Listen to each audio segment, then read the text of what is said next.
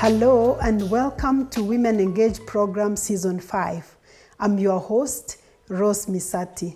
In this program, we bring women from all walks of life to talk about real issues that affect real women from across the world.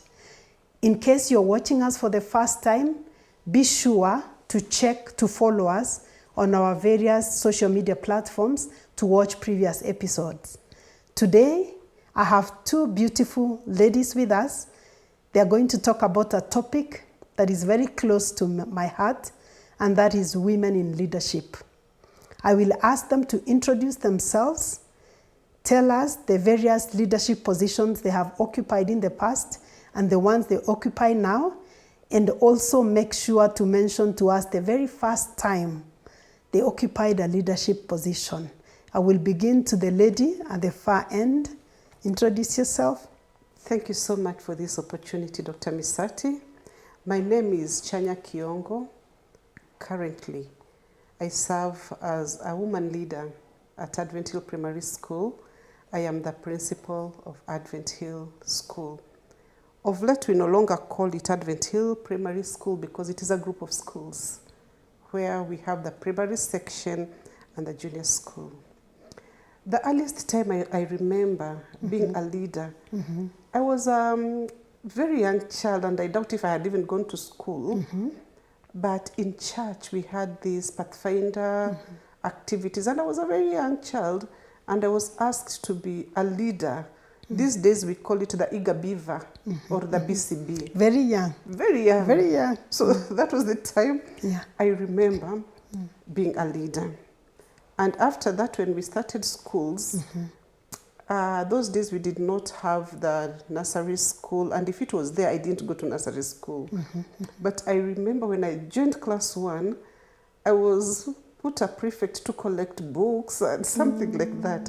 So that is the earliest I can remember being given the position of being a leader. Oh, fantastic. And you can see how this prepared you for the current leadership position that you have. Great. Let's go to my sister here. My name is Mary Getui. I work at the Catholic University of Eastern Africa. I'm glad to be part of this very exciting program. The very first time I became a leader, or I thought I was a leader, is growing up. In my family, we have phase 1 and we have phase 2. Phase 2 has 3 people. That is me, my brother, and my sister. And my mother always told me, you need to take care of your brother and you need to take care of your sister. And that really motivated me.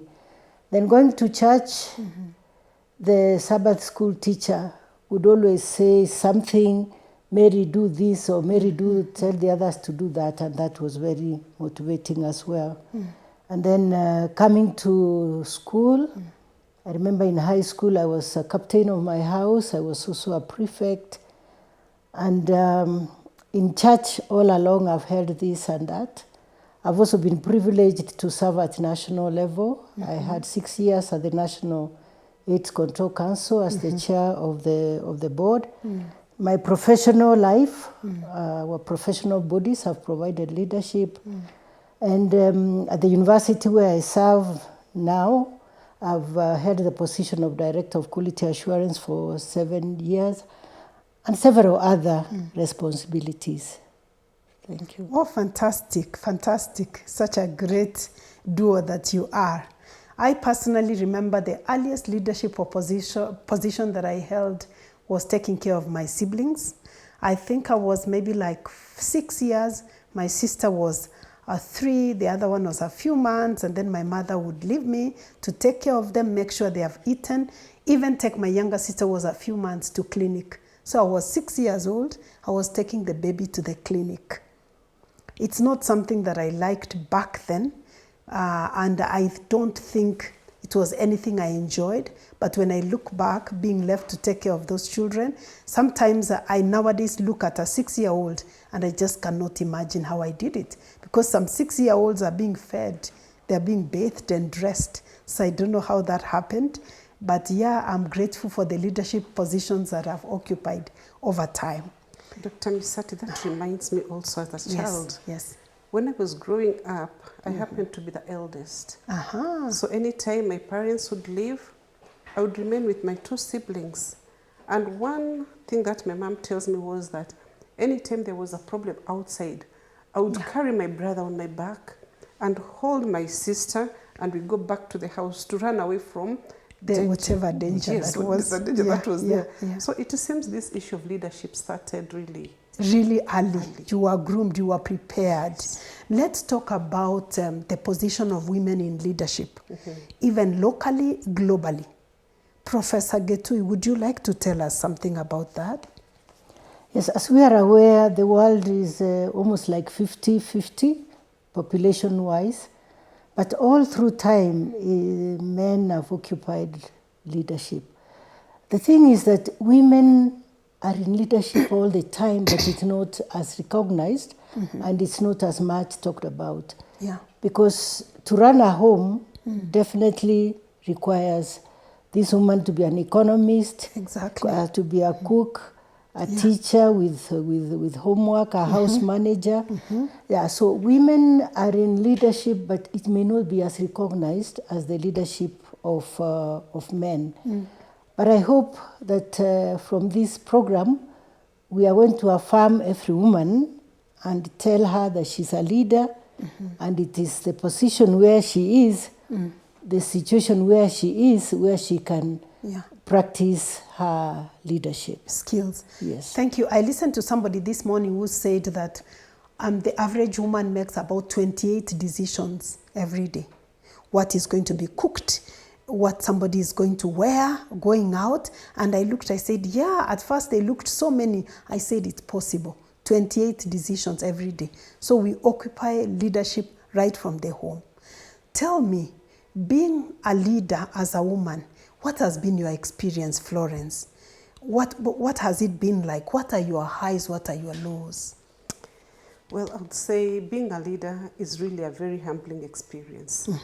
Having noted that right from home, in our homes, we are leaders. Yeah. But I would talk from a point where, when we start working, because for many years, women have not been in position. Yeah. And I want to relate to a time when I was growing up. I would not hear of any woman who is a leader. Yeah. But I thank God that we are growing at such a time that generally the world has accepted that women can offer leadership. And for me, that is a very, very humbling experience. I would also say that finding myself as one of the women leaders, it gives hope to our future generation. And when they see us in that position, they know that even us, we can be leaders. We are empowering our girls. And when we talk to them, they know that even us, one time we will be leaders. And to me, it gives me a challenge that as a woman leader, then I've been given this opportunity, I have no choice but to excel.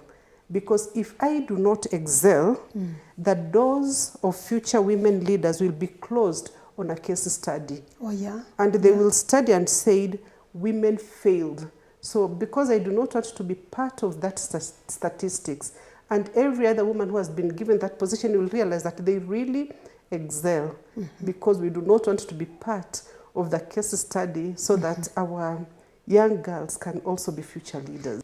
And that is why we are saying they must excel. Is that fair for the women, really? It is not fair, but we will come to it as we continue in this discussion. Thank you so much. I wanted us to flag that because it's something I want us to talk about. Okay. Mary, what would you like to say about your being, how has it been like? Because you have occupied various positions of leadership, even at the national level. What are your highs? What are your lows? The highs is when you are able to make a difference. And it may not be something very big. I remember I learned a lot from the late George Ashiwani at Kenyatta University where I worked. He would say, if you are leading and there is nobody following or you are not mentoring somebody, then you are not going anywhere. So when I see my younger sisters and sometimes my brothers, especially in my professional line, it's very uplifting. I would say that is a high. And there are many, really, we cannot say all of them. The low could be when sometimes you have to multitask. And as a mother, sometimes you have to weigh things out, family, home responsibilities, and a lot of time could be taken on the leadership position outside the home. Because for me, I consider that home and family are number one. The laws are also when sometimes maybe you have made a bad decision, and in leadership we don't always make the best of decisions. Male or female. Yes, Yeah, all of us, we are human. So that can be a law, but there's always an opportunity that when you have fallen, you dust yourself and you come up again. I think in all situations of life there is always a law, but it's how you go around it that makes a difference. So if I hear what you're saying is that even for you who has risen to the national level, the topmost in the country, you can say you have made poor decisions. Sometimes, And yes. sometimes, yes, and you have picked and you have learned. I think that's important for those who are watching us today to realize that it doesn't mean that we are where we are because we have always made the right decisions. Sometimes you make a decision, you look back, you realize, I could have done differently, but that's a lesson, and we can do better next time. You want to say something? There is also this issue of misconception. Yeah. That is, women cannot make a sound judgment. Women cannot make a good decision. And for this reason, when a woman is given work to do, they put their best. And that's why sometimes I will always say that as a woman leader, what our dear men can do, women can equally do. And I want to give an example. Sometimes last year, there was this lady, always proud of, this lady who landed a plane at, was it Heathrow? The weather was very bad. And when it went to the media, it was a Kenyan lady. Why did we need to have that lady there? A Kenyan lady pilot lands the Boeing 7-something. Yeah. You remember that story? Yes, I remember that story. And it is a lady who did that. She did something that was out of the ordinary. Yes, out of the ordinary. Yeah, in most cases we know most of these captains are men. Yeah, that's so true. she proved that, well, men are doing a good job, but even women can do given the opportunity given and the opportunity. support. Yeah. And when you talk about women away from home, the part of away from home, I remember, because you're also a teacher, teachers make very tough choices, especially if they're in a high school principal. You remember there's one who got a promotion to be a principal in a school in another county, a far-flung county. She made a decision not to take it up. If that was a man, there was even no decision to be made. They would go. And I remember, I know if really that's a decision she wanted to make to remain at home, that's okay. But I feel from the way the story came out, she wanted to go, but she had to make a choice between her marriage and the job. So definitely she made a choice for the marriage. For the marriage. Yeah. So those are some of the tough choices that really women leaders have to make. And one thing that I've also learned is that, and I've also experienced, is that when women are given leadership position, because of these misconceptions, they do their best. They give their all. Let's look at an example of our late Wangari Maathai. That is a lady I salute.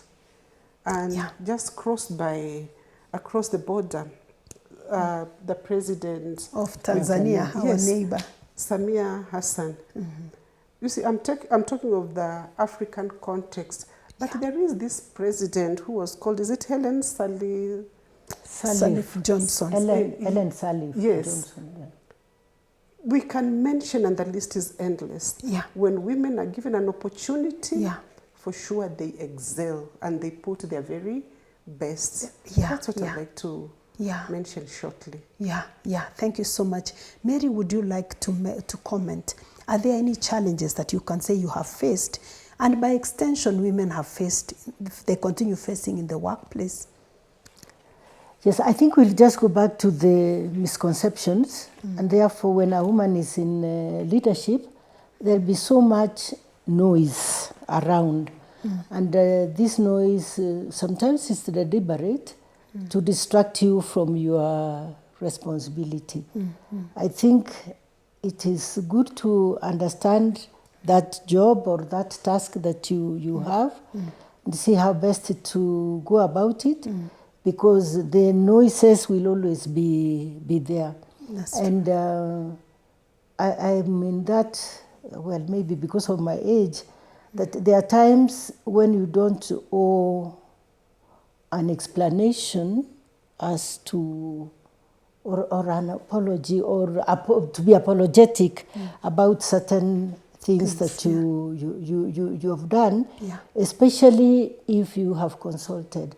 And I've learned greatly that if you are in a situation where it's going to be hard for you to make a decision, then consult, because you are not the first one there.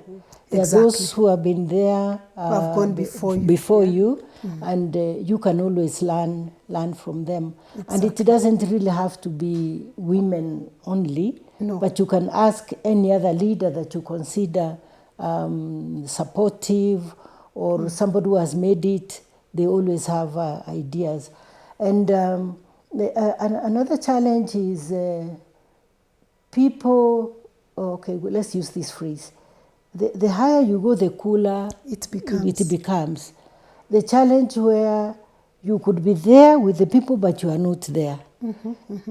So it's good to be with the people, mingle with the people. Then you get to understand your organization even better. You get to understand your role better. And also, I'm trying to look for this word. Delegate. Delegate as much as possible. Yes. So that you're not doing everything all the time. Yeah, because it can be overwhelming. And for those of us who read the Bible, we know that Jethro told Moses to delegate. Yeah, you can't do all this. You become more effective as you delegate. Yes. Great. Now, let's talk about support, because there's so much that is expected of a woman when she's a leader, as we have said, and the standard is so high. In fact, many times we say that a woman needs to perform 10 times for you to be recognized compared to a man. Because by virtue of you being a woman already, there are some marks. You begin at a place where you have to work hard to prove yourself. I've seen sometimes at my workplace, when a woman makes a decision, people say she's not motherly. And then I ask them, if it was a man, would you say he's not fatherly? Because first of all, you are expecting her to be your mother, even as she makes this decision. And I always make fun and say, in the job description, I did not see one of the requirements as must be motherly. I didn't see that. So are you asking something that is outside of the expectation? Now, how can men support women in leadership, be it at the home, at the workplace, in church, in society? Florence, how can they do this? I would say women really need support. And sometimes this concept that women are a weaker vessel, sometimes you'll find that in their weakness, women are very strong. And sometimes when it comes to a work setup, women are compassion. And sometimes even the decisions that they make, there is a lot of compassion. So sometimes I get surprised when people say that they are not motherly, because as a leader, I find the staff easily able to approach me. But when it comes to a further setup, sometimes there is some fear. But now the question is, how can men support us as women? Leaders. As leaders, as women leaders. And I would say we would wish to have men who listen, because sometimes they may not understand what we go through. And sometimes in leadership, when issues come, the way you perceive them, you not only perceive them with your head. You perceive them with your head and also emotionally. So you think and you feel. So sometimes you go home and that feeling has really, really affected you. Let me give you. It exhausts you. So when you go home, you may, maybe if it's your spouse may feel you are moody. But not that you're moody.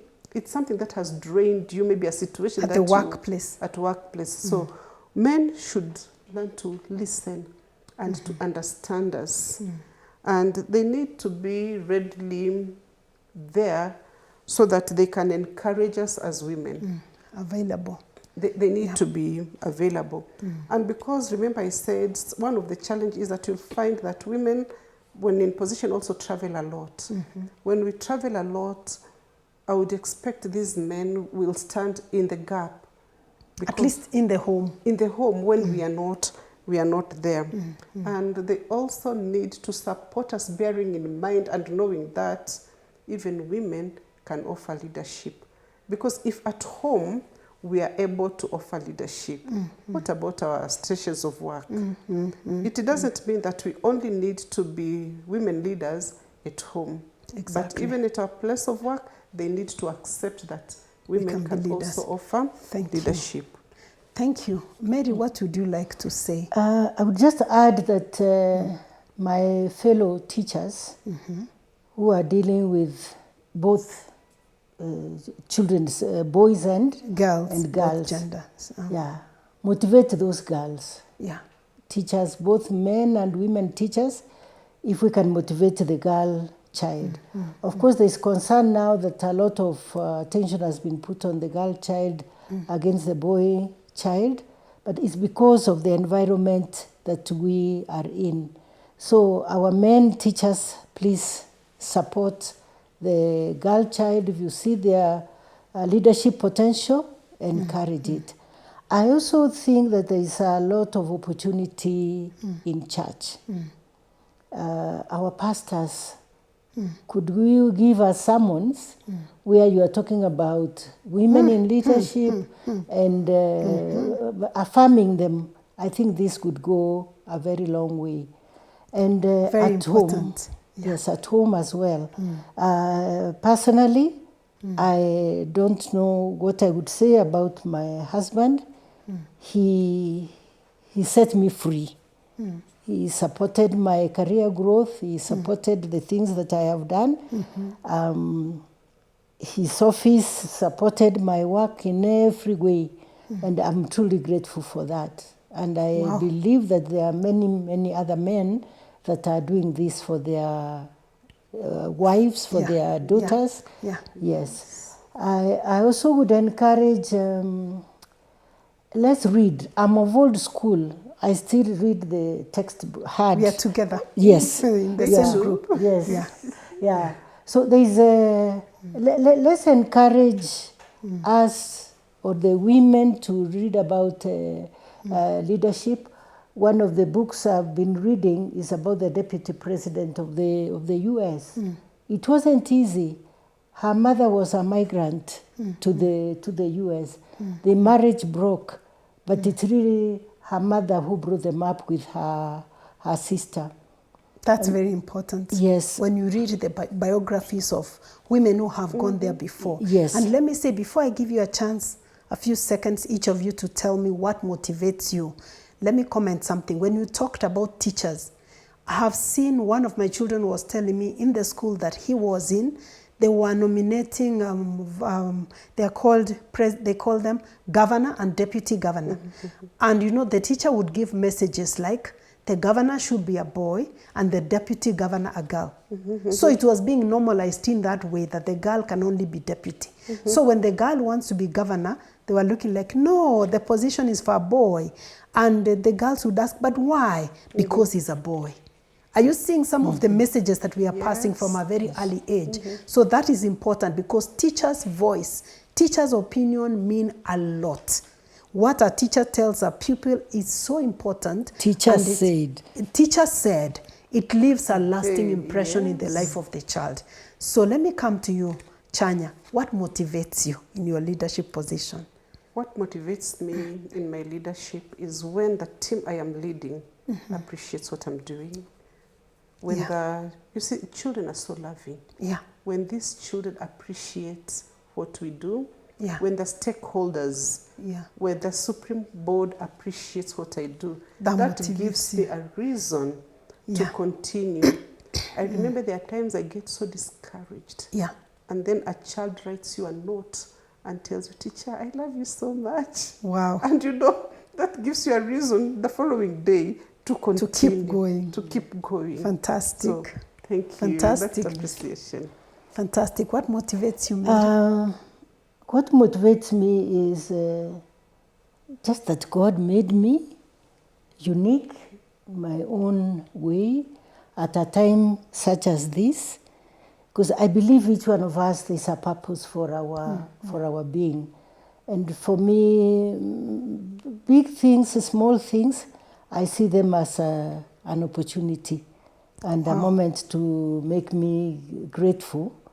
Not that there are no challenges, but just that a time such as this, a person such as this is God's doing and God's creation.